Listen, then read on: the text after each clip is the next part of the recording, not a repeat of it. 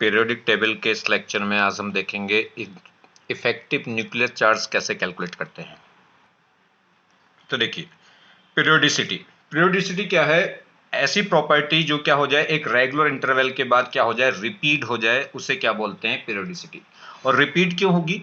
क्योंकि जो outermost shell electronic configuration है वो क्या हो जाएगा, सिमिलर आ जाएगा, मतलब रिपीट हो जाएगा। तो क्या हो जाएगी, प्रॉपर्टी भी क्या हो जाएगी, रिपीट हो जाएगी एक रेगुलर इंटरवल के बाद। तो समझिए, अगर आप पीरियोडिक टेबल में क्या करेंगे, पीरियोडिक टेबल में एलिमेंट को अगर इंक्रीजिंग एटॉमिक नंबर में अरेंज करें तो क्या होगा, एक रेगुलर इंटरवल के बाद क्या होगा, आउटर मोस्ट सेल का जो इलेक्ट्रॉनिक कॉन्फ़िगरेशन है वो रिपीट होगा, जिसकी वजह से उसकी प्रॉपर्टी भी क्या हो जाएगी, रिपीट हो जाएगी। और इसे क्या बोलते हैं, पीरियोडिसिटी। तो पीरियोडिसिटी का मतलब हुआ repetition of properties after regular interval. और क्यों होती है प्रॉपर्टी रिपीट? रीजन क्या है? Similar outer shell electronic configuration. Outer shell electronic configuration क्या आ जाता है, सिमिलर आ जाता है, जिसकी वजह से प्रॉपर्टी भी क्या आ जाती है, सेम आ जाती है। कौन कौन सी प्रॉपर्टी हैं जो पीरियोडिसिटी शो करती हैं? जैसे effective nuclear charge, atomic radius, ionisation potential energy, electronegativity, electron affinity, etc। ठीक है, और देखेंगे आगे कौन कौन सी आर पीरियोडिक प्रॉपर्टीज। बात करते हैं इफेक्टिव न्यूक्लियर चार्ज की। इफेक्टिव न्यूक्लियर चार्ज क्या है? देखिए, अगर हम बात करें किसी पर्टिकुलर एटम की, तो जो न्यूक्लियस है वो क्या करेगा, आउटर मोस्ट सेल के या किसी ऑल इलेक्ट्रॉन्स को क्या करेगा, अट्रैक्ट करेगा। अगर हम बात कर लें आउटर मोस्ट सेल की, तो आउटर मोस्ट सेल के जो इलेक्ट्रॉन्स है उनको न्यूक्लियस क्या करेगा, अट्रैक्ट, मगर इनर सेल के जो इलेक्ट्रॉन्स होंगे वो उनको क्या करेंगे, रिपेल करेंगे। तो जो हम एक्सपेक्ट करते हैं कि न्यूक्लियस का चार्ज इतना है, इलेक्ट्रॉन पे चार्ज इतना है और इसके बीच की डिस्टेंस इतनी है, तो इलेक्ट्रोस्टैटिक अट्रैक्शन इतना होना चाहिए, मगर उतना नहीं, उससे कुछ कम मिलता है। क्यों? क्योंकि इनर सेल के इलेक्ट्रॉन उसको क्या करते हैं, आउटर सेल के इलेक्ट्रॉन को क्या करेंगे, रिपेल करेंगे। इनर सेल के इलेक्ट्रॉन या उसी सेल के जो और इलेक्ट्रॉन है वो उसको क्या करेंगे, रिपेल करेंगे, मगर आउटर सेल के इलेक्ट्रॉन रिपेल नहीं करते, इस बात का ध्यान रखना है। ठीक है, तो इनर सेल के इलेक्ट्रॉन या उसी सेल के इलेक्ट्रॉन उसको रिपेल करेंगे, जिसकी वजह से न्यूक्लियस का जो अट्रैक्शन जितना होना चाहिए था, अगर एक्सपेरिमेंटली निकालें तो उतना नहीं आता, उससे थ्योरेटिकल वैल्यू से कम आता है। इसे क्या बोलते हैं, इफेक्टिव न्यूक्लियर चार्ज। तो देखिए, ये है एक्चुअल न्यूक्लियर चार्ज। इतना न्यूक्लियर चार्ज होना चाहिए, मगर उसमें से कुछ कम हो जाएगा, क्योंकि इनर सेल के इलेक्ट्रॉन क्या कर देंगे, रिपेल कर देंगे। और इनर सेल के इलेक्ट्रॉनों का रिपेल करना, यही क्या कहलाता है, शिल्डिंग इफेक्ट। और इसे इंडिकेट करते हैं सिग्मा से, और सिग्मा क्या है, स्क्रीनिंग कांस्टेंट। तो एक्चुअल न्यूक्लियर चार्ज में से स्क्रीनिंग कांस्टेंट को माइनस करेंगे तो क्या निकल कर आता है, इफेक्टिव न्यूक्लियर चार्ज। और इफेक्टिव न्यूक्लियर चार्ज क्या होगा, वो एक्चुअल न्यूक्लियर चार्ज से क्या होगा, कम होगा। क्लियर? तो जैसे जैसे सिग्मा की वैल्यू बढ़ेगी वैसे वैसे क्या होगा, इफेक्टिव न्यूक्लियर चार्ज क्या होगा, घटेगा, या जैसे जैसे जेड बढ़ेगा वैसे वैसे इफेक्टिव न्यूक्लियर चार्ज भी बढ़ेगा। चलिए बात करते हैं कैसे कैलकुलेट करते हैं। तो इसके लिए स्लेटर्स रूल है। स्लेटर रूल्स समझिए क्या है। स्लेटर रूल्स की अगर हम बात करें तो इसमें दो बातें हैं, इसमें ध्यान रखनी है। क्या है जी? तो स्लेटर रूल्स क्या है, Z effective calculation for NS और या एनपी इलेक्ट्रॉन्स। अगर आउटर मोस्ट सेल का जो इलेक्ट्रॉन है वो किस में पड़ा है, एस सबसेल्स में पड़ा है या पी सबसेल्स में पड़ा है, तो उसके लिए इफेक्टिव न्यूक्लियर चार्ज कैसे निकालेंगे। तो किसका, आउटर मोस्ट सेल का, आउटर मोस्ट सेल का भी किसमें, एस का या पी का। इसलिए एनएस और या एनपी इलेक्ट्रॉन्स के लिए कैलकुलेशन कैसे करेंगे जेड इफेक्टिव की, तो समझिए। तो स्लेटर्स क्या कहता है कि जो आउटर मोस्ट सेल है, आउटर मोस्ट सेल के जो इलेक्ट्रॉन्स हैं उसके लिए जो सिग्मा की वैल्यू है, स्क्रीनिंग कांस्टेंट की वैल्यू पर इलेक्ट्रॉन, वो कितनी है, 0.35। अगर इससे सेकंड लास्ट सेल होगी, मतलब लास्ट सेल हो गई, लास्ट सेल के एक इलेक्ट्रॉन के लिए सिग्मा की वैल्यू कितनी होगी, 0.35। सेकंड लास्ट मतलब n-2 cell, second last cell के जितने भी इलेक्ट्रॉन होंगे उनके हर एक इलेक्ट्रॉन के लिए सिग्मा की वैल्यू होगी 0.85। और सेकंड से नेक्स्ट जो सेल होगी, कह सकते हैं last third shell, last third shell हो या फोर्थ सेल हो, मतलब उसके इनर सेल जितनी भी हैं, आउटर सेल के लिए कितनी वैल्यू हो गई, 0.35। सेकंड लास्ट के लिए कितनी हो गई, 0.85। और सेकंड लास्ट के अंदर अब जितनी भी इनसाइड क्या होंगी, सेल्स होंगी, उन सब के इलेक्ट्रॉन के लिए सिग्मा की वैल्यू कितनी होगी, 1 होगी। मगर ये फंडा किसके लिए है, ये फंडा किसके लिए, एनएस और एनपी इलेक्ट्रॉन्स के लिए। क्लियर होगी बात? आउटर मोस्ट सेल के इलेक्ट्रॉन के लिए सिग्मा की वैल्यू 0.35 और उससे इनर सेल के इलेक्ट्रॉन के लिए कितनी होगी, 0.85। और उससे अंदर जितनी भी अब सेल्स होंगी n-2 n-3, उन सब के लिए कितना होगा, सिग्मा की वैल्यू पर इलेक्ट्रॉन कितनी होगी, 1 होगी। क्लियर होगी बात? चलिए, तो एक पॉइंट हमने पढ़ लिया कि एनएस या एनपी, आउटर मोस्ट सेल के जो एनएस या एनपी इलेक्ट्रॉन के लिए इस जेड इफेक्टिव कैसे निकालेंगे। अब बात करते हैं, अगर हमारे पास क्या है, एनडी या एनएफ के इलेक्ट्रॉन के लिए हमें क्या निकालना है, जेड इफेक्टिव निकालना है। तो Z effective calculation for n d और या कह सकते हैं एनएफ इलेक्ट्रॉन्स। तो उसके लिए क्या रूल्स हैं, देखिए। फॉर एनडी और एनएफ इलेक्ट्रॉन के लिए जो सिग्मा की वैल्यू है वो कितनी होगी, 0.35। और इस एनडी या एनएफ के लेफ्ट साइड में जितनी भी ऑर्बिटल्स हैं, जितने भी इलेक्ट्रॉन्स हैं, उन सब के लिए वैल्यू, सिग्मा की वैल्यू कितनी होगी, 1। इसमें सेल्स का मतलब नहीं है, जो भी हम हमने क्या लिया है, NF लिया है या ND लिया है, उसके इलेक्ट्रॉन्स के लिए अगर हमें क्या निकालना है, जेड इफेक्टिव निकालना है, तो उस NF या ND में जितने भी इलेक्ट्रॉन पड़े होंगे उनके लिए सिग्मा की वैल्यू कितनी होगी, 0.35, और उसके लेफ्ट साइड में जितने भी इलेक्ट्रॉन्स होंगे उन सब के लिए क्या होगा, सिग्मा की वैल्यू पर इलेक्ट्रॉन कितनी होगी, 1 होगी। तो देखिए 4 ND और NF इलेक्ट्रॉन, सिग्मा की value 0.35, for each electrons present at left side of ND और NF, उसके लिए सिग्मा की वैल्यू कितनी होगी, 1। ठीक है, और एक और बात ध्यान रखना है, for sigma for 2 electron species, ऐसे कोई स्पेसिस जिसमें टोटल इलेक्ट्रॉन ही कितने हो, 2 हो, तो उनके लिए क्या होगा, 2 इलेक्ट्रॉन है तो एक इलेक्ट्रॉन के लिए तो हम क्या निकालेंगे, जेड इफेक्टिव, और रिपल्सन कितनी की वजह से होगा, दूसरे इलेक्ट्रॉन की वजह से। देखिए अगर मान लीजिए हमारे पास एलिमेंट में कितने इलेक्ट्रॉन है, 10, तो 10 में से एक इलेक्ट्रॉन की वजह से तो हम क्या निकालेंगे, एक इलेक्ट्रॉन पे तो क्या निकालेंगे, जेड इफेक्टिव, तो बाकी कितने इलेक्ट्रॉन की वजह से रिपल्सन होगा, जो स्क्रीनिंग कांस्टेंट होगा, बाकी कितने इलेक्ट्रॉन रिपेल करेंगे उसको, 9। ठीक है, अगर 10 इलेक्ट्रॉन है तो एक 9 क्या करेंगे, उस 10th इलेक्ट्रॉन को क्या करेंगे, रिपेल, तो जो सिग्मा निकालते हैं कितने के लिए निकालेंगे, 9 इलेक्ट्रॉन्स के लिए। अगर किसी में टोटल इलेक्ट्रॉन कितने हैं, 2 हैं, तो एक इलेक्ट्रॉन पर तो रिपल्सन निकालेंगे और बाकी दूसरे इलेक्ट्रॉन की वजह से, तो सिग्मा केवल एक इलेक्ट्रॉन की वजह से होगा, वो कितना होता है, अगर केवल 2 ही इलेक्ट्रॉन स्पेसिस हैं तो जो बचा हुआ एक इलेक्ट्रॉन पर तो रिपल्सन देखेंगे, दूसरे इलेक्ट्रॉन्स की वजह से देखेंगे, तो जो दूसरा इलेक्ट्रॉन है उसके लिए सिग्मा की वैल्यू 0.30 होती है। सिग्मा की वैल्यू पर इलेक्ट्रॉन कितनी होगी, 0.30, मगर वो किसके लिए, जब केवल स्पेसिस में केवल 2 ही इलेक्ट्रॉन है। जैसे एग्जांपल हो जाए हाइड्रोजन हो जाए, जैसे हीलियम हो गया, 2 इलेक्ट्रॉन से, Li प्लस हो जाए, Li में कितने इलेक्ट्रॉन थे, 3, और प्लस हो गया तो इसका मतलब कितना इलेक्ट्रॉन रह गए, 2। चलिए कैलकुलेशन देखें कैसे, एग्जांपल से समझे। अगर हम बात करें, ये कह रहा है, देखिए एग्जांपल समझिए, सब क्लियर हो जाएगा। क्या कह रहा है, ये कह रहा है calculate Z effective. Z effective calculate करना है किसके लिए, फॉर Zn के लिए, Zn के लिए कैलकुलेट करना है। तो देखिए Zn में कितने इलेक्ट्रॉन होते हैं, अगर बात करें Zn का एटॉमिक नंबर है कितना, 30, इसका कॉन्फ़िगरेशन लिख दिया मैंने। ये फर्स्ट सेल हो गई 1s, ये 2s 2p, ये 3s 3p 3d, और फिर क्या हो गया 4s। वो अलग बात है, देखिए 4s में पहले 2 इलेक्ट्रॉन 4s में जाते हैं, उसके बाद इलेक्ट्रॉन किस में जाते हैं, 3d में, मगर 3d है तो 4s के इनसाइड, आउटसाइड 4s क्या होगी, आउटर होगी हमेशा किससे, 3d से। वो अलग बात है कि एनर्जी इसकी क्या होती है, कम, इसलिए पहले 2 इलेक्ट्रॉन इसमें आते हैं उसके बाद इसमें जाते हैं। ठीक है, तो कह रहा है कि इस 4s के लिए, 4s में जो इलेक्ट्रॉन है, इस इलेक्ट्रॉन के लिए जेड इफेक्टिव निकालना है। तो देखिए, तो ये तो जो लास्ट सेल है S, ये हो गई NS, ये क्या हो गई NS सेल, तो ये कौन सी सेल होगी, ये जो थर्ड सेल है क्या कहलाएगी, N-1, इससे अगली क्या कहलाएगी, N-2, उससे इनसाइड क्या कहलाएगी, N-3। चलिए इसके इलेक्ट्रॉनों के लिए सिग्मा की वैल्यू कितनी होगी, 0.35, इसके इलेक्ट्रॉनों के लिए सिग्मा की वैल्यू होगी 0.85, और बाकी अंदर जितने भी सेल्स होंगे उन सबके इलेक्ट्रॉनों के लिए सिग्मा की वैल्यू कितनी होगी, 1। अब इसमें कितने इलेक्ट्रॉन है, 2 में से एक की वजह से तो रिपल्सन लगेगा, क्योंकि टोटल इलेक्ट्रॉन देखिए कितने हैं, 30 इलेक्ट्रॉन से, तो एक इलेक्ट्रॉन पे हम रिपल्सन देखेंगे, बाकी 29 की वजह से, तो जो सिग्मा है वो किसके लिए डिफाइन होगा, 29 इलेक्ट्रॉन के लिए। क्लियर, चलिए तो देखिए इसमें एक इलेक्ट्रॉन पर रिपल्सन देखना और बाकी एक इलेक्ट्रॉन बचा जिसकी वजह से रिपल्सन आएगा। तो सिग्मा इस आउटर मोस्ट सेल के इलेक्ट्रॉन के लिए, आउटर मोस्ट सेल का अगर S या P का इलेक्ट्रॉन है तो उसके लिए सिग्मा की वैल्यू कितनी होगी, 0.35, और कितने इलेक्ट्रॉन है, 1, क्योंकि एक इलेक्ट्रॉन तो छोड़ना पड़ेगा जिस पर रिपल्सन हम देख रहे हैं, तो एक इलेक्ट्रॉन तो ये हो गया। अब यहाँ कितने इलेक्ट्रॉन्स हैं इसमें ये 18, तो 18 इलेक्ट्रॉन के लिए इनकी वैल्यू, सिग्मा की वैल्यू कितनी होगी पर इलेक्ट्रॉन, 0.85, और कितने इलेक्ट्रॉन है ये 18, तो 18 इंटू 0.5 प्लस ये देखिए कितने हो गए, 8 ये हो गए और 2 ये हो गए, टोटल कितने मान लो, 10 मान लो, तो इन सब 10 इलेक्ट्रॉन्स के लिए कितनी वैल्यू होगी, 1, सिग्मा की वैल्यू कितनी होगी, 1। इसने अलग कर दिया, 8 ये हो गए, 8 इंटू 1, और 2 ये हो गए, तो 2 इंटू 1, ये एक साथ कह सकते हो 10 इंटू 1। यहां से इसको सोल्व करेगा, ये सिग्मा की वैल्यू निकल कर आ गई। ये सिग्मा इसको सोल्व करेंगे तो यहां से 2, यहां से 8, फिर यहां से सोल्व करेंगे, कुल मिला के कितना आ गया, 25.65। ठीक, ये सिग्मा की वैल्यू आ गई, इसको जब सबको ऐड करा सोल्व करके रहोगे 25.65। बस हमें क्या निकालना, अब जेड इफेक्टिव। जेड इफेक्टिव कैसा आएगा, actual Z minus sigma. Actual Z है कितना, 30, और सिग्मा कितना आ चुका हमारा, 25.65। बस सोल्व करेंगे तो यहां से कितना आ गया, 4.35। ये क्या हो गया, इफेक्टिव न्यूक्लियर चार्ज हो गया, किसका, Zn का, किसके लिए, NS इलेक्ट्रॉन्स के लिए। NS इलेक्ट्रॉन मतलब जो 4s में इलेक्ट्रॉन पड़ा हुआ है, आउटर मोस्ट सेल की S सब सेल में जो इलेक्ट्रॉन पड़ा हुआ है उस पे जेड इफेक्टिव कितना आएगा, इतना आएगा, कितना, 4.35। नेक्स्ट एग्जांपल देखिए, जैसे इसी में क्या कह रहा है, एग्जांपल की बात कर रहा है, वो कह रहा है अब क्या हमें जेड इफेक्टिव निकालना है किसके लिए, for 3D electrons of Z n, Z n के 3D इलेक्ट्रॉन्स के लिए हमें क्या निकालना है, इफेक्टिव न्यूक्लियस चार्ज निकालना है। तो देखिए जेडन में कितना एटॉमिक नंबर है 30, ये कॉन्फिगरेशन हो गया, ये 3D और ये 4s, हमें 3D के लिए निकालना है।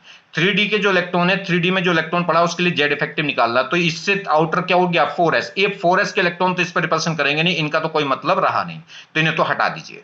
अब ये क्या हो गई, इसे क्या मानेंगे, इसे देखिए इसको तो छुपा लीजिएगा बस, इससे कोई मतलब नहीं रहा, क्यों आउटर सेल है, इनर सेल या उस सेल के जो इलेक्ट्रॉन है वो उसको रिपेल करेंगे।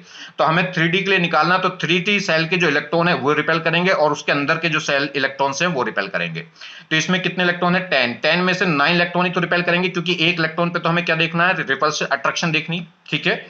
चलिए, तो इफेक्टिव न्यूक्लियर चार्ज जिस इलेक्ट्रॉन पे देखेंगे उसको छोड़ के बाकी जितने इलेक्ट्रॉन है वो सब रिपेल करेंगे, तो उनके लिए सिग्मा की वैल्यू निकलेगी। तो यहां देखिए इसमें कितने इलेक्ट्रॉन है 10 में से एक पे रिपल्शन देखेंगे, बाकी 9 की बेस से रिपल्शन आएगा। और जब भी मैंने बताया था NF और ND के लिए एक रूल क्या था कि जो ND या NF के इलेक्ट्रॉन है उनके लिए सिग्मा की वैल्यू होगी 0.35, और बाकी लेफ्ट साइड में इसके लेफ्ट, सिर्फ इसके लेफ्ट में जितने भी इलेक्ट्रॉन्स होंगे उन सब के लिए सिग्मा की वैल्यू कितनी होगी 1 होगी। तो देखिए इसके 9 इलेक्ट्रॉन बचे, क्योंकि 10 हैं तो 10 में से 9 तो रिपल्शन दिखाएंगे, और एक इलेक्ट्रॉन का रिपल्शन कितना होगा 0.35। और अब इसके इस 3D के अलावा जितने भी लेफ्ट साइड में इलेक्ट्रॉन है कितने हो गए टोटल, ये 18 इलेक्ट्रॉन है। इन 18 इलेक्ट्रॉन के लिए पर इलेक्ट्रॉन के लिए सिग्मा की वैल्यू कितनी होगी 1। देखिए 2 + 6 + 2 + 6 कितने होंगे, ये 18 और इंटू 1। इसको सोल्व करेंगे तो इसको पूरे को जब सिग्मा को सोल्व करेंगे तो इसकी वैल्यू निकल कर आती है 21.15। 21.15 ये वैल्यू निकल के आएगी जब इसको पूरे को सोल्व करेंगे। तो यहां से जेड इफेक्टिव निकाल लेंगे, कितना आएगा जेड माइनस सिग्मा। जेड कितना था 30 और सिग्मा कितना है 21.15। इसे सोल्व करेंगे तो कितना आ गया 8.85। क्लियर हो गई बात। नेक्स्ट एग्जांपल की बात करें, जैसे ये कह रहा है 4K पोटेशियम है जिसका एटॉमिक नंबर कितना है 19, इसके लिए आपको क्या निकालिए सिग्मा निकालिए। उसने कुछ भी जिक्र नहीं करा कि किसके लिए निकालना है, तो इसका मतलब आउटर मोस्ट सेल का जो इलेक्ट्रॉन है उसी के लिए हमें क्या निकालना है, जेड इफेक्टिव निकालना है। 19 का कॉन्फ़िगरेशन लिखिए 2881, यही तो कॉन्फ़िगरेशन होता है। तो 1s2 2s2 2p6, ऐसे 3s2 3p6 और ये 4s1 इस इलेक्ट्रॉन के लिए निकालना है। अब इस इलेक्ट्रॉन पे हमें जेड इफेक्टिव निकालना है, तो देखिए ये हो गई आउटर मोस्ट सेल और ये n सेल कहलाएगी, तो ये कहलाएंगी n-1, ये सब क्या, ये कहलाएंगी n-2, ये कहलाएगी n-3। इसके लिए कितना सिग्मा की वैल्यू कितनी होगी 0.35। इस n-1 के लिए सिग्मा की वैल्यू कितनी होगी 0.85, और इन सब के लिए बाकी कितनी होगी 1। क्यों, क्योंकि ns और np के लिए यही रूल है। क्या आउटर मोस्ट सेल के इलेक्ट्रॉन्स के लिए कितना 0.35, उससे इनर सेल की बात करें तो कितना 0.85, और उससे अंदर की जितनी भी सेल होंगी उन सबके इलेक्ट्रॉन की वैल्यू सिग्मा की वैल्यू 1 होती है। चलिए निकाल लीजिए सिग्मा की वैल्यू। इसमें अगर हम देखें NS सेल के लिए, तो इसमें तो कितने इलेक्ट्रॉन्स हो गए, इसमें तो एक ही इलेक्ट्रॉन है, इसी पर रिपल्सन देखना, तो इसमें तो इलेक्ट्रॉन रिपेल करने वाला कोई है नहीं, ठीक है। तो इसके लिए तो क्या हो गया 0, तो 0 × 0.35, ठीक, 0 × 0.35 प्लस फिर क्या करेंगे, कितने इलेक्ट्रॉन है 8 × 0.85 प्लस ये कितने हैं बाकी सारे टोटल देख लीजिए 2 2 और 6 कितने हो गए 10 हो गए, तो 10 × 1, ये ऐसे कर लो 2 × 1 और 8 × 1। यहां से सोल्व करें तो सिग्मा की वैल्यू निकल कर आ रही कितनी 16.8। बस अब निकाल देंगे जेड इफेक्टिव, तो जेड इफेक्टिव निकालेंगे तो सिग्मा जेड माइनस सिग्मा, मतलब actual Z minus sigma. Actual Z है कितना पोटेशियम का 19 और सिग्मा हम निकाल चुके 16.8, बस दोनों को माइनस करेंगे कितना आ रहा है 2.2। क्लियर। देखिए कुछ और एग्जांपल देखें, ये कह रहा है 4 3D इलेक्ट्रॉन्स ऑफ Mn के 3D इलेक्ट्रॉन्स के लिए क्या निकालना है जेड इफेक्टिव। Mn में कितने इलेक्ट्रॉन है 25। कॉन्फ़िगरेशन देखिए कितना हो जाएगा 1s2 2s2 2p6 3s2 3p6, उसके बाद जाएंगे 4s2, कितने हो गए 20, बचे 5, वो आ जाएंगे 3d5, ठीक। ये कॉन्फ़िगरेशन है। किसके लिए जेड इफेक्टिव निकालना है 3d5 के लिए, तो इसकी तो बात ही खत्म कर दीजिए, आउटर है, ठीक। तो इसमें 5 है, 5 इलेक्ट्रॉन है, 5 में से कितने की वजह से रिपल्शन होगा, सिग्मा कितने की वजह से आएगा 4 की वजह से, क्योंकि एक इलेक्ट्रॉन तो वो होगा जिस पे हम क्या देख रहे हैं रिपल्शन देख रहे हैं, मतलब कह सकते हैं न्यूक्लियस का अट्रैक्शन देख रहे हैं। तो इसके लिए ये तो क्या हो गया, डी के लिए रूल क्या था, जो एन डी के जो इलेक्ट्रॉन होंगे उनके लिए सिग्मा की वैल्यू कितनी होगी 0.35, और बाकी जितने भी लेफ्ट साइड में इलेक्ट्रॉन्स हैं चाहे वो सेल कोई सी भी हो, लेफ्ट साइड में जितने भी इलेक्ट्रॉन है उन सब के लिए सिग्मा की वैल्यू कितनी होती है 1। तो देखिए इसमें से 4 इलेक्ट्रॉन बचे, 5 है तो 5 में से 4 रिपेल करेंगे, तो 4 के लिए वैल्यू कितनी हो गई 0.35। उससे अब लेफ्ट साइड में कितने इलेक्ट्रॉन है, ये 18। इन 18 के लिए देखिए 2 + 2 + 6 + 6 ठीक है, ये हो गया 18 इंटू क्या होगा 1, ये इंटू क्या हो जाएगा इसमें 1। तो बस इन सबको सोल्व करिएगा, कितना आ गया 18 तो यहां से आ गया और प्लस 4 की मल्टीप्लाई से करेंगे 1.4 यहां से आ गया, टोटल आ गया 19.4। किसकी वैल्यू आ गई, ये सिग्मा की। तो बस जेड इफेक्टिव निकालेंगे तो क्या होगा, एक्चुअल न्यूक्लियर चार्ज वो कितना था 25, माइनस कर देंगे सिग्मा वो कितना था 19.4, सोल्व होकर यहां से कितना आ गया 5.6। नेक्स्ट एग्जांपल देखिए, ये कह रहा है 4n-3, n-3 के लिए अगर हमें क्या निकालना है, जेड इफेक्टिव निकालना है। तो देखिए कैसे करेंगे, n में कितना एटॉमिक नंबर होता है 7, मगर इलेक्ट्रॉन्स कितने होते हैं 10, तो कॉन्फ़िगरेशन कितना किसका लिखा जाएगा 10 इलेक्ट्रॉनों का। चलिए, तो 10 इलेक्ट्रॉनों का कॉन्फ़िगरेशन हो गया 2s, मतलब 1s2 2s2 2p6। हमें इस लास्ट इलेक्ट्रॉन के लिए सिग्मा निकालना है, तो ये तो हो गई nth सेल।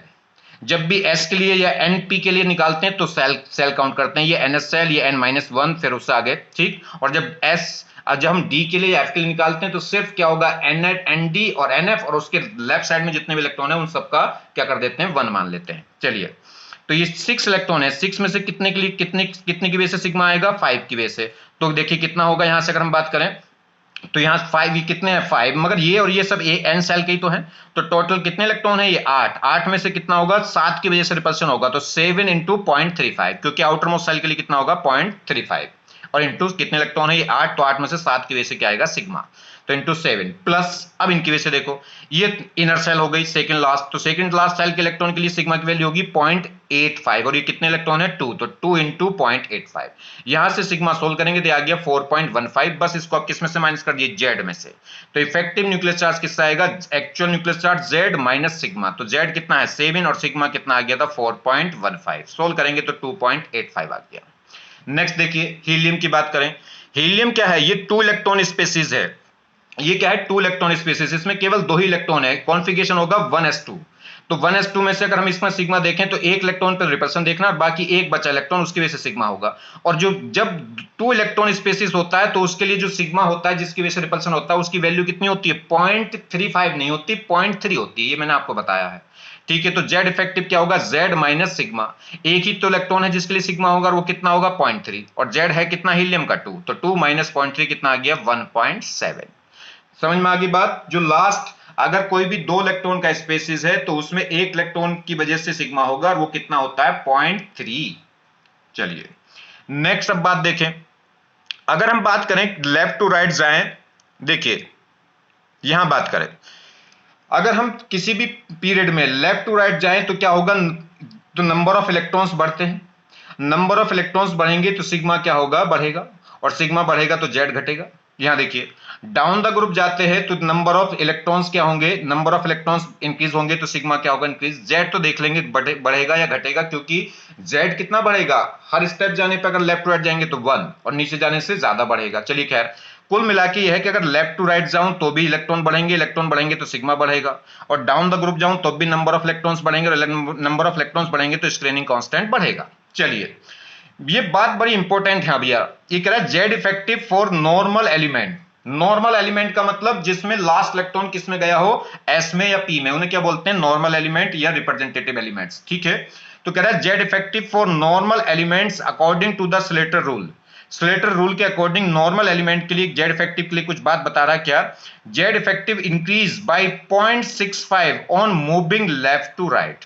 जब हम लेफ्ट टू राइट जाते हैं तो हर एक स्टेप पे सिग्मा की वैल्यू कितनी बढ़ जाती है 0.65, वो जेड इफेक्टिव कितना बढ़ जाता है 0.65, क्यों, क्योंकि हर एक इलेक्ट्रॉन के लिए सिग्मा की वैल्यू कितनी बढ़ गई होगी 0.35, तो जेड इफेक्टिव जब हम लेफ्ट जा रहे हैं तो जेड कितना बढ़ा होगा 1, मगर सिग्मा भी कितना बढ़ गया होगा 0.35, तो कुल मिला के जेड में फाइनल चेंज कितना आया होगा 0.65 का, क्योंकि 1 में से माइनस करिए 0.35 को तो कितना बचा होगा 0.65।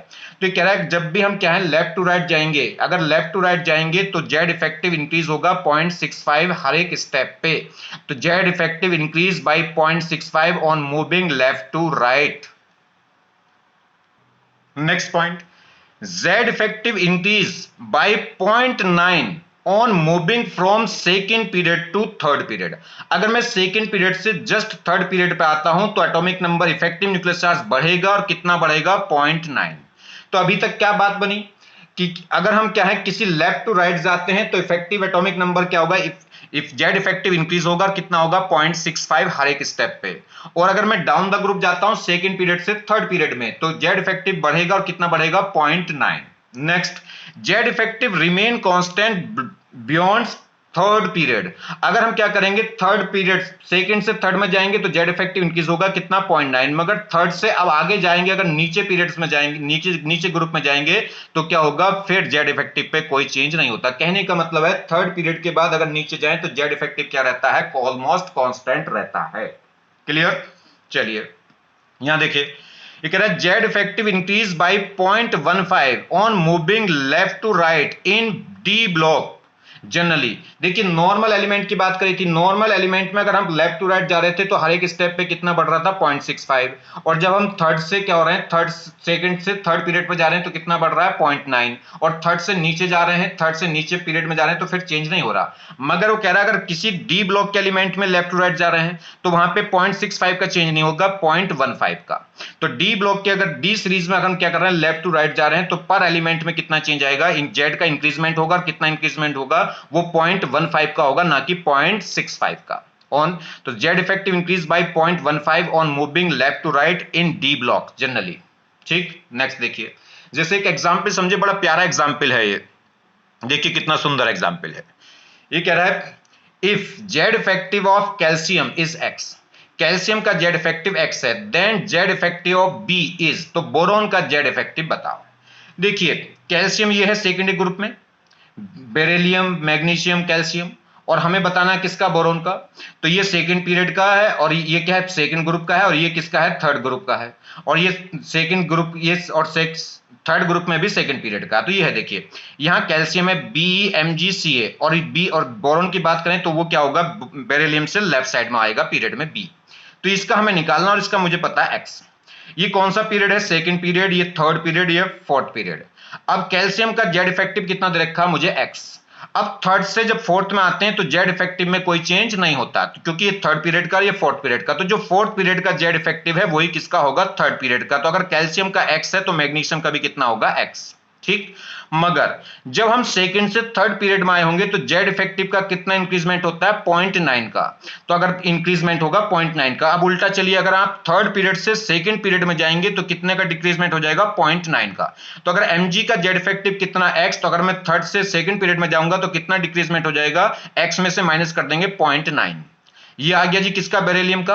अब बात करनी है बोरोन की। अब मैं कहां जा रहा हूं लेफ्ट से राइट में जा रहा हूं, किसमें नॉर्मल एलिमेंट है ये, तो लेफ्ट से राइट में जाने में हर एक स्टेप पे कितना इंक्रीजमेंट हो जाता है जेड का, तो जेड इंक्रीज होता है और कितना इंक्रीज होता है 0.65। तो यहां से देखिए तो जब फोर्थ से थर्ड में गए तो कोई चेंज नहीं हुआ, थर्ड से टू में जाएंगे तो डिक्रीजमेंट हो जाएगा कितना 0.9 का, और अब लेफ्ट से राइट में जाऊंगा तो इंक्रीजमेंट हो जाएगा कितना 0.65 का। सोल्व कर लो बस इसे, तो कितना रह गया x माइनस 0.25। ये जेड इफेक्टिव हो गया किसका बोरोन का। क्लियर होगी बात। नेक्स्ट देखिए इस प्रॉब्लम की बात करें, क्या कह रहा है ये देखिए, ये कह रहा है in which of the following move Z effective increase by 0.65, किस मूव में जेड इफेक्टिव इंक्रीज होगा 0.65। तो अगर हम किसी भी जब नॉर्मल एलिमेंट में लेफ्ट टू राइट जाते हैं मतलब एस या पी ब्लॉक एलिमेंट के जो एस या पी ब्लॉक एलिमेंट के जो ग्रुप है अगर उनमें लेफ्ट टू राइट जाते हैं तो हर एक स्टेप पे जेड इफेक्टिव कितना इंक्रीज होता है 0.65, मगर डी ब्लॉक में जब लेफ्ट टू राइट जाते हैं तो 0.15 का इंक्रीजमेंट होता है। तो कह रहा है कौन से मोमेंट में जेड इफेक्टिव इंक्रीज हो जाएगा 0.65 इंक्रीजमेंट हो जाएगा। तो देखिए ये कार्बन से ऑक्सीजन में गए तो ये बिल्कुल एडजेक्शन नहीं है, कार्बन और ऑक्सीजन के बीच में क्या आएगा नाइट्रोजन आएगा, और नाइट्रोजन आएगा तो दो स्टेप आ गए, तो इसलिए एक स्टेप पे कितना चेंज होता है 0.65 का, दो स्टेप पे तो डबल हो जाएगा। बात करें यहां की Ti से V, इसका एटॉमिक नंबर कितना है 22, इसका 23, तो एक ही स्टेप हम क्या कर रहे हैं इंक्रीज कर रहे हैं, मगर ये डी ब्लॉक के एलिमेंट है 3D सीरीज के एलिमेंट है, और 3D सीरीज के एलिमेंट है तो जब डी ब्लॉक में लेफ्ट राइट जाएंगे तो हर एक स्टेप पे कितना चेंज होगा जेड इफेक्टिव इंक्रीज होगा 0.15, तो इसमें भी 0.65 नहीं आ रहा। यहां देखिए K और N ये ग्रुप के एलिमेंट है, ये पीरियड के नहीं है ग्रुप के हैं, और ये कौन सा थर्ड पीरियड का और ये फोर्थ पीरियड का, थर्ड और फोर्थ पीरियड में तो कोई भी चेंज नहीं होता, तो यहां पे तो जेड इफेक्टिव चेंज क्या होगा 0।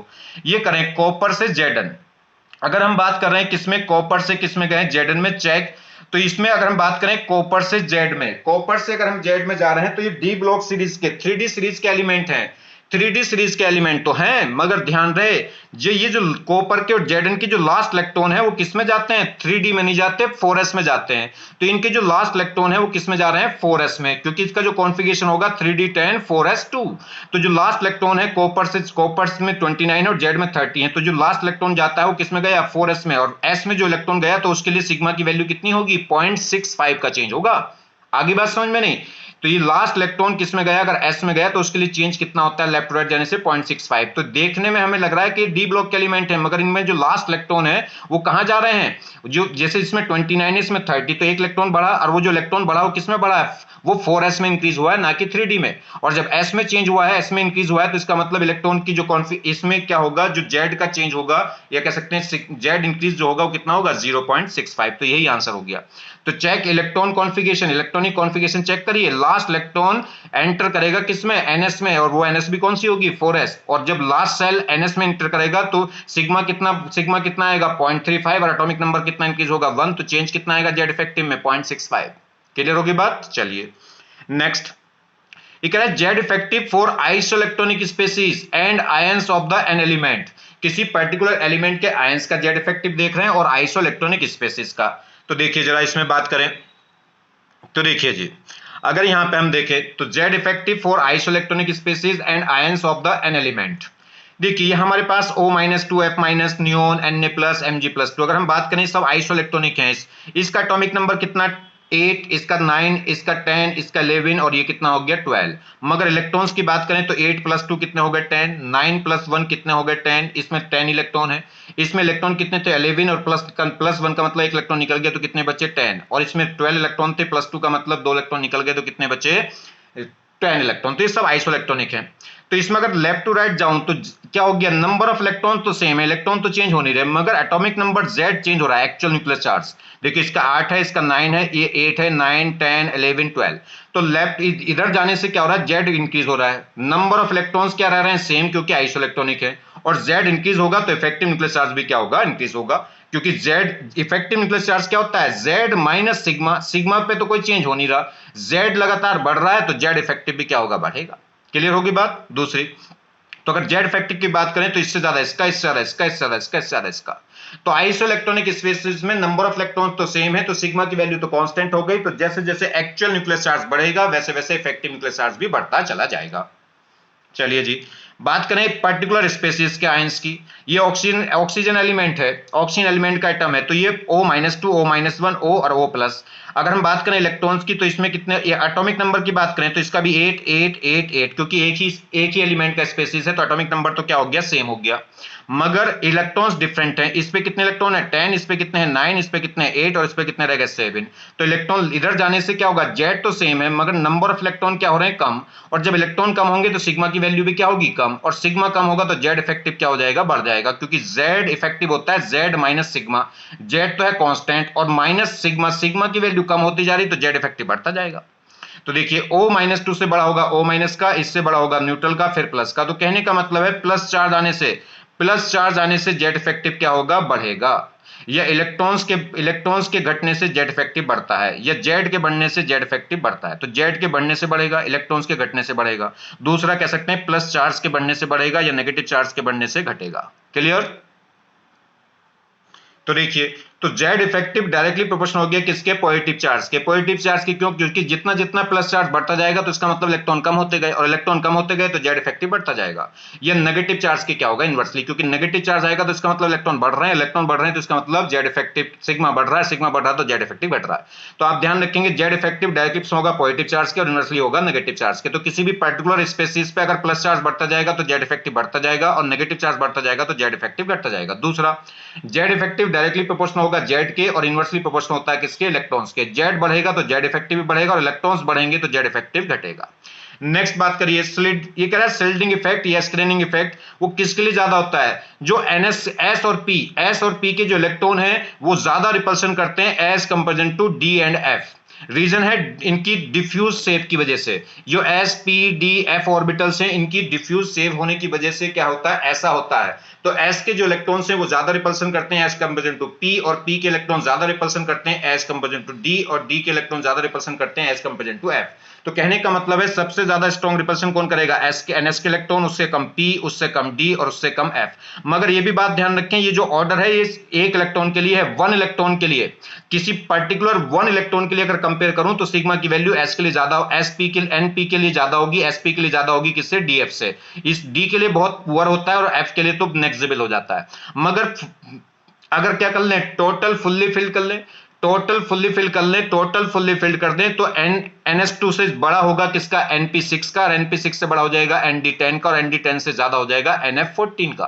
तो सिंगल इलेक्ट्रॉन की बात करें तो S का ज्यादा है, F का सबसे कम, और फुल्ली फिल्ड की बात करेंगे तो NF का ज्यादा हो जाएगा। ठीक है, चलिए तो आगे क्या कह रहा है, Z effective increase on moving down the group in d block. D block में जब हम जाते हैं, देखिए डाउन द ग्रुप जब हम जाते हैं तो क्या है, सेकंड से थर्ड पीरियड में जेड इफेक्टिव बढ़ता है 0.9, मगर उसके बाद बढ़ना बंद होता है। ये कह रहा है जो डी ब्लॉक एलिमेंट है, डी ब्लॉक एलिमेंट के ग्रुप में अगर आप मूव करेंगे तो जेड इफेक्टिव इंक्रीज होगा, मगर वो इंक्रीजमेंट बहुत कम होता है। मतलब बस ये है कि आप कैलकुलेशन के लिए कोई भी एक्सप्लेनेशन करनी है तो आप तो ऐसा मान सकते हैं।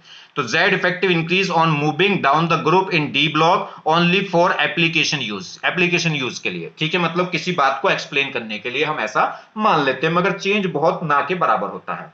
ठीक है, क्यों ऐसा, क्यों डी और एफ में ऐसे, डी एफ के ग्रुप में ऐसा क्यों हो रहा है, क्योंकि डी और एफ के जो इलेक्ट्रॉन है जिन वो उतना रिपल्सन नहीं करते जितना हम एक्सपेक्ट करते हैं, तो उससे कुछ कम करते हैं, इसलिए जेड इफेक्टिव क्या हो जाता है, बढ़ जाता है। जैसे डी को या एफ को एक इलेक्ट्रॉन दिया तो हम सोच रहे हैं कि इतना रिपल्सन करना चाहिए था, उतना नहीं, कुछ कम करता है। ठीक है, तो इसलिए जेड इफेक्टिव क्या हो जाता है, बढ़ जाता है। तो जब हम डी ब्लॉक के ग्रुप में मूव करेंगे तो डाउन द ग्रुप जाने से जेड इफेक्टिव स्लाइटली क्या होता है, इंक्रीज होता है। और एक बात समझिए, Z effective increase on moving from Ce to Lu। कौन सी सीरीज है ये, लेंथेनॉइड। तो लेंथेनॉइड सीरीज में जब डाउन द ग्रुप जाएंगे तो क्या होगा, एफ में इलेक्ट्रॉन बढ़ते चले जाते हैं, और जैसे जैसे एफ में इलेक्ट्रॉन बढ़ेंगे तो एफ के इलेक्ट्रॉन उतना रिसल्टिंग इफेक्ट नहीं रखते, उतना रिपल्सन नहीं करते। एफ के इलेक्ट्रॉनों के लिए सिग्मा की वैल्यू ऑलमोस्ट क्या होती है, नेग्लिजिबल। तो क्या होगा, इफेक्टिव न्यूक्लियर चार्ज बढ़ता चला जाता है। मतलब सिग्मा तो उतना बढ़ता नहीं, तो जब सिग्मा उतना बढ़ेगा नहीं तो जेड इफेक्टिव क्या हो जाएगा, ज्यादा इंक्रीज हो जाएगा। तो कह रहा है Z effective increase on moving from caesium to Lu, कह सकते हैं lanthanoid series, due to poor shielding effect of 4f electron, ये कह सकते हैं f ऑर्बिटल इलेक्ट्रॉन। क्लियर, चलिए थैंक्स। तो देखिए ये मैंने आपको जेड इफेक्टिव कैलकुलेट करना बता दिया, आजकल ये एग्जामों में आने लगा है, पूछने लगे हैं कि जेड इफेक्टिव कैसे कैलकुलेट करेंगे, तो आप इसको ध्यान रखें। ठीक है, इसमें सबसे अच्छा तरीका है कि आप बस वो पॉइंट ध्यान रखें कि लेफ्ट राइट जाने से कितना चेंज होगा, डाउन द ग्रुप जाने से कितना चेंज होगा, उससे भी कर सकते हैं। नहीं तो मैंने आपको रूल बता दिया कैसे निकाल सकते हैं, अगर NS NP के लिए कैसे निकलेगा और ND NF के लिए कैसे निकलेगा। ठीक है, इसको आप थोड़ा सही से कर लीजिएगा, इसको मतलब सही से एक बार देख लीजिएगा, सुन लीजिएगा एक बार सही से इसको लेक्चर को, क्योंकि इसकी बहुत जरूरत पड़ेगी आगे जब हम पीरियोडिक टेबल पढ़ेंगे तो। ठीक है, थैंक्स।